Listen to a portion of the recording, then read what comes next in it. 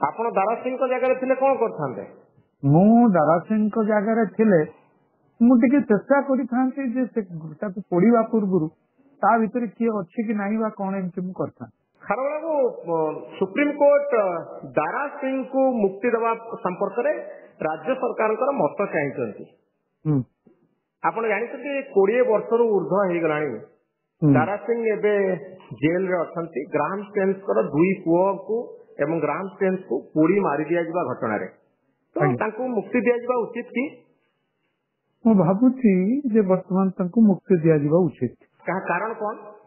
ତାର କାରଣ ହଉଛି ଯେ ବହୁତ ଦିନ 20 ବର୍ଷ କାଳ ସେ ମାନେ ଗୋଟେ ପ୍ରକାର ଧାରଣାର ବଶବର୍ତ୍ତୀ ହୋଇ ଯେ ଗ୍ରାହମ ଷ୍ଟେନ୍ସଙ୍କର ସେ ଯୋଉମାନଙ୍କର ମାନେ ତାଙ୍କ ପାଖରେ ସେ ଯୋଉଭଳି ଭାବରେ କାର୍ଯ୍ୟ କରୁଥିଲେ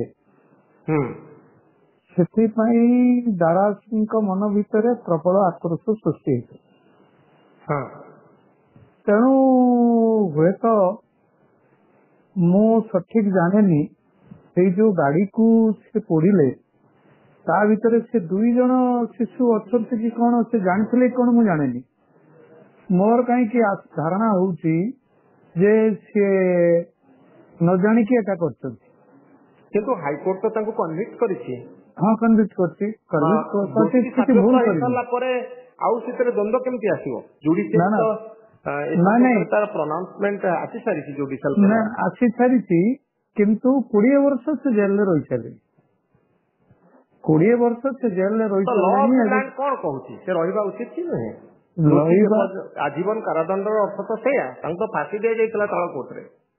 ଆଜୀବନ କାରାଦଣ୍ଡ ଯୋଉ ତାଙ୍କୁ ତଳ କୋର୍ଟରେ ଯୋଉଟା ଦିଆ ହେଇଥିଲା ଆଉ ଆଜୀବନ କାରାଦଣ୍ଡ ତାଙ୍କୁ ଯୋଉ ବର୍ତ୍ତମାନ ଦିଆଯାଇଛି ତାକୁ ବଦଳେଇକି ମୃତ୍ୟୁଦଣ୍ଡରୁ ବଦଳେଇକି ଆଜୀବନ କାରାଦଣ୍ଡ, ସେତେବେଳେ ଜଣେ ଲୋକକୁ ଆଉ ଜେଲରେ ରଖିବାର କିଛି, କାରଣ 20 ବର୍ଷ ଯଥେଷ୍ଟ ହେଇଗଲା।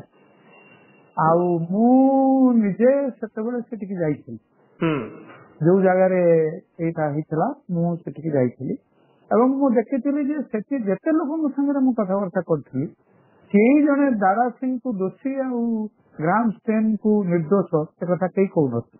କିନ୍ତୁ ଲୋକମତ ଅନୁସାରେ ତ ଜୁଡିସିଆରୀ କାମ କରିବନି, କାମ କରିବ। ହଁ, ଠିକ ଅଛି, କିନ୍ତୁ ଆଇନ ଅନୁସାରେ ମୁଁ ବର୍ତ୍ତମାନ କହୁଛି 20 ବର୍ଷ ପରେ ତାଙ୍କୁ ଜେଲରେ ରଖିଲେ ଆଉ ଅଧିକ ରଖିଲେ କଣ ୟା ଦ୍ୱାରା ଲାଭ କଣ ହବ? ସରକାରର ବା ସମାଜର କଣ ଲାଭ? କେବଳ ତାଙ୍କୁ ବରଂ ଜେଲରେ ରଖି ତାଙ୍କୁ ଖୁଇ ପିଇ ତାଙ୍କୁ କେବଳ ସରକାର ରଖୁଛନ୍ତି, ଆଉ କିଛି କଥା ନାହିଁ। ଆଉ ଗୋଟିଏ ବାକ୍ୟ କହିଦିଏ, ସିଏ ଯଦି ଧରାଯାଉ ବି ମୁକ୍ତି ପାଇକି ଆସିବେ ସେ ଯେ ପୁଣି ସେଇ ଧରଣର ଗୋଟେ କାଣ୍ଡ କରିବେ ମୁଁ ସେ କଥା ଭାବୁନାହିଁ। କାହିଁକି ଭାବୁନାହାନ୍ତି? ସେ କଟ୍ଟର ହିନ୍ଦୁତ୍ୱବାଦୀ ଆଉ ଭାରତୀୟ ଜନତା ପାର୍ଟି ସରକାର ଅଛି ବର୍ତ୍ତମାନ ଓଡିଶାରେ, ଦିଲ୍ଲୀରେ, ତ ଆପଣ ଭାବୁନାହାନ୍ତି ଯେ ତାଙ୍କର ମାନସିକ ଶକ୍ତି ବଢିଯିବ ବର୍ତ୍ତମାନ ସମୟରେ? ନାଇଁ, ସେମିତି ବଢିବନି, ବରଂ ସେ ଯୋଉଭଳି ଭାବରେ ଦଣ୍ଡ 20 ବର୍ଷ କାଳ ପାଇକି ଜେଲରେ ଅଛନ୍ତି, ଏହା ଦ୍ୱାରା ମାନେ ନିଶ୍ଚିତ ଭାବରେ ଅତି ସ୍ୱାଭାବିକ ଭାବରେ ଜଣେ ଲୋକ ସେ ଆଉ ଏ ଧରଣର କାଣ୍ଡ କରିବ ନାହିଁ ବୋଲି ୟା ଭିତରେ ସେ ନିଶ୍ଚୟ ଭାବି ସାରିବ।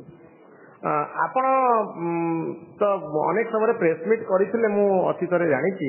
ତ ଆପଣ କଣ ଭାବନ୍ତି ଦାରା ସିଂ ଦୋଷୀ ବୋଲି? ପ୍ରକୃତରେ ସେ ଭୁଲ କରିଛନ୍ତି ବୋଲି?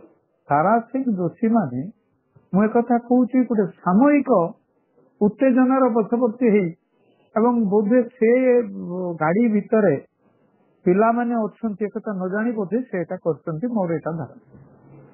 ଏବଂ ସେଥିପାଇଁ ତାଙ୍କୁ ଯୋଉ ଦଣ୍ଡ ଦିଆହେଇଛି ଠିକ କରାହେଇଛି। ଦଣ୍ଡ ଦିଆ ନ ହେଇଥିଲେ ଠିକ ହେଇଥାନ୍ତା ବୋଲି ମୁଁ କହୁନାହିଁ, କିନ୍ତୁ ମୁଁ ଏତିକି କହିବାକୁ ଚାହୁଁଛି ଏ ଦଣ୍ଡ ଯଥେଷ୍ଟ ହେଇଗଲାଣି ଏବଂ ସେ ନିଶ୍ଚିତ ଭାବରେ ଅନୁତାପ କରୁଥିଲେ ସେ କଣ କଲେ। ଆପଣ ତାଙ୍କୁ ଜେଲ ଭିତରେ କେବେ ଭେଟିଥିଲେ କି?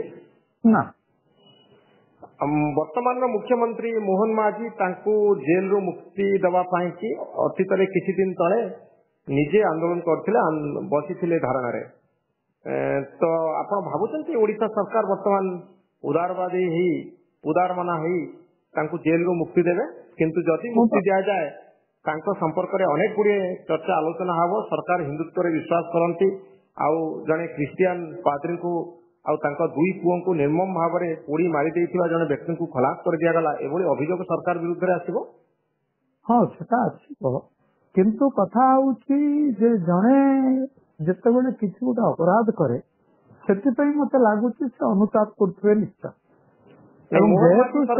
ମୋହନ ମାଝୀ ସରକାର ଯଦି ମୁକ୍ତି ଦିଅନ୍ତି ସେ ସମାଲୋଚନାର ଶିକାର ହେବେ କି ନାହିଁ? ନା, ସମାଲୋଚନା କିଛି ଲୋକ କରିପାରନ୍ତି, କିନ୍ତୁ ମୁଁ ଭାବୁଛି ତାଙ୍କୁ ଆଉ ଜେଲରେ ରଖେଇବାର ଆବଶ୍ୟକତା କିଛି ନାହିଁ, କାରଣ ସେ ନିଶ୍ଚିତ ଭାବରେ ଅନୁତାପ କରୁଥିବେ ଏବଂ ସେ କେବେ ହେଲେ ପୁଣି ସେଇ ଧରଣର ଗୋଟେ କାଣ୍ଡ କରିବେ। କାରଣ ମୁଁ ସେତେବେଳେ ଯାଇଥିଲି ଯୋଉ, ମୁଁ ସମସ୍ତଙ୍କୁ ପଚାରିଛି, ସମସ୍ତେ କହିଲେ ଯେ ଦୋଷୀ ହଉଛନ୍ତି ଗ୍ରାହାମ ଷ୍ଟେନ ଏବଂ ସେ ଆଦିବାସୀ ମାନଙ୍କର ତାଙ୍କର ଯୋଉ ପରମ୍ପରା ସେଥିରେ ହସ୍ତକ୍ଷେପ କରିକି ସେ ଏଇଭଳି କାର୍ଯ୍ୟ ସେ କରିଛନ୍ତି। ଆପଣଙ୍କର ଏ ମତରେ ବି ବର୍ତ୍ତମାନ ସୁଦ୍ଧା କାୟମ ଯେ ଗ୍ରାହାମ ଷ୍ଟେନ ନିଜେ ଦୋଷୀ ଥିଲେ ବୋଲି? ଗ୍ରାହାମ ଷ୍ଟେନ ଗୋଟେ ସାମୟିକ ଉତ୍ତେଜନାର ବଶବର୍ତ୍ତୀ ହେଇ କେମିତି କାର୍ଯ୍ୟ କରିଛନ୍ତି ବୋଲି ମୁଁ ଭାବୁଛି। ଆପଣ ଦାରା ସିଂ କଥା ଭାବୁଛନ୍ତି? ଗ୍ରାହାମ ଷ୍ଟେନ ଯୋଉ ଗ୍ରାହାମ ଷ୍ଟେନ ମୁଁ ତ କହିଥିଲି ଯେ ସେ ଜଣେ ହଉଛନ୍ତି ସାମାଜିକ ଅପରାଧୀ, ମୁଁ ସେତେବେଳେ କହିଥିଲି ଟିଭିରେ, ମୁଁ କହିଥିଲି। ଆପଣ ଏବେ ବି ସେୟା କହୁଛନ୍ତି? ହଁ, ମୁଁ ସେୟା ଭାବୁଛି। ସେ ଜଣେ ସାମାଜିକ ଅପରାଧୀ କାହିଁକି? ସେ ସାମାଜିକ ଅପରାଧୀ ଯେ ସେ ଯେତେବେଳେ ଆଦିବାସୀ ମାନଙ୍କର ସଂସ୍କୃତି ପରମ୍ପରାକୁ ସବୁ ନଷ୍ଟ କରିବାକୁ ଚେଷ୍ଟା କରୁଛନ୍ତି ଏବଂ ଆଦିବାସୀ ମାନଙ୍କୁ ତାଙ୍କ ପରମ୍ପରାରେ ବାହା ନ ହେଇ ବିବାହ ନ କରି ଖ୍ରୀଷ୍ଟିଆନ ପଦ୍ଧତିରେ ବିବାହ କରିବା ଏବଂ ଏଇଭଳି ଭାବରେ ତାଙ୍କୁ ନାନା ପ୍ରକାରର ତାଙ୍କର ଚରିତ୍ରକୁ ବଦଳାଇବାକୁ ଚେଷ୍ଟା କରିବା, ମାନସିକତା ଆଦିବାସୀ ମାନଙ୍କୁ ବଦଳାଇବାକୁ ଯୋଉ ଚେଷ୍ଟା କରିବା ପାଇଁ ସେ କରିଛନ୍ତି, ସେଥିପାଇଁ ସେ ଦଣ୍ଡ ପାଇଛନ୍ତି। ଏବଂ ସିଏ କିଛି ସେତେବେଳେ ମୁଁ ବି ତାଙ୍କ ଜାଗାରେ ଥିଲେ ମୁଁ ଗ୍ରାହାମ ଷ୍ଟେନ ଠିକ କରିଛନ୍ତି ବୋଲି ମୁଁ କେବେ ହେଲେ କହିନଥାନ୍ତି, ମୁଁ ବି କହିଥାନ୍ତି ସେ ଭୁଲ କରିଛନ୍ତି। ଆପଣ ଦାରା ସିଂଙ୍କ ଜାଗାରେ ଥିଲେ କଣ କରିଥାନ୍ତେ?